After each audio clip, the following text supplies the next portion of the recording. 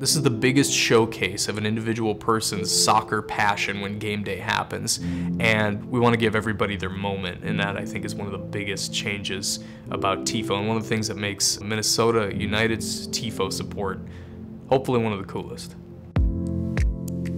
First of all, I see this as something that needs to work across supporters groups. There can't really be a Dark Clouds TIFO and a True North Elite TIFO and a whatever else, because that's not the way it works on game day. It's one voice, one design.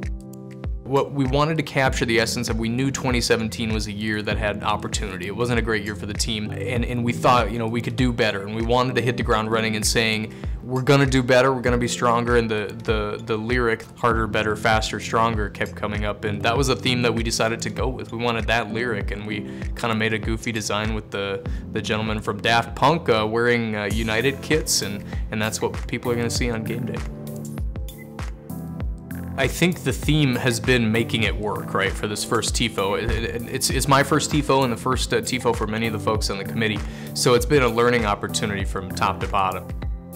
You know, we're shooting this in my basement, which is also where we're doing the sewing. That's, if they whirled the camera around, they would see my kids' toys sitting back there, you know, in the basement, and that's kind of the nature of it, you know.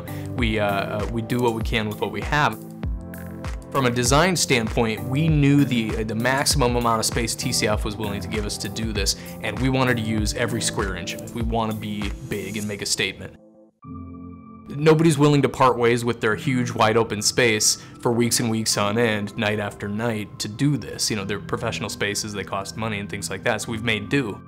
Having figured that out, we looked at logistics and said, really the only way that we can do that is to, you know, do it piecemeal. Do it one segment at a time, and use a projector to trace out the design on top of a piece of fabric, and then move on to the next piece, and then move on to the next piece. In total, we had 54 of those.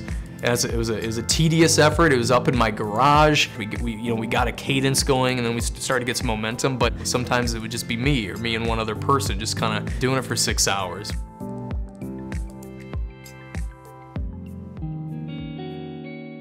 None of us knew how to sew.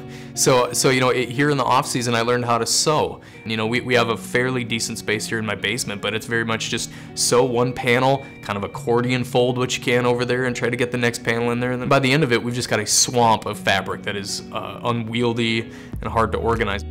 The last big step before game day is painting it. We've essentially made kind of a paint by numbers picture at this point by sewing together all these panels that have tracing done on them. We can't do that in 10 by 10 squares because there's drying time. That'll take us an hour or two, and you can't do that over 54 panels. So the team was really helpful in helping us coordinate that and use their kind of professional partnerships to find the right place. That's the biggest effort, and we try to crunch that thing into a whole day, where it's gonna be from 8 a.m. to 10 p.m. That day, I think we have a total of about 64 people who have signed up to help at some point in the day put paint on canvas there. So that size of support is not only essential, but it's incredible, because those are people taking a Saturday off to make this thing. We don't get paid. We don't get anything. You know, that your name doesn't go on a plaque. It's just something to make the game day experience unforgettable for 90 seconds. And 64 people have said they want to be a part of that, and that's pretty cool.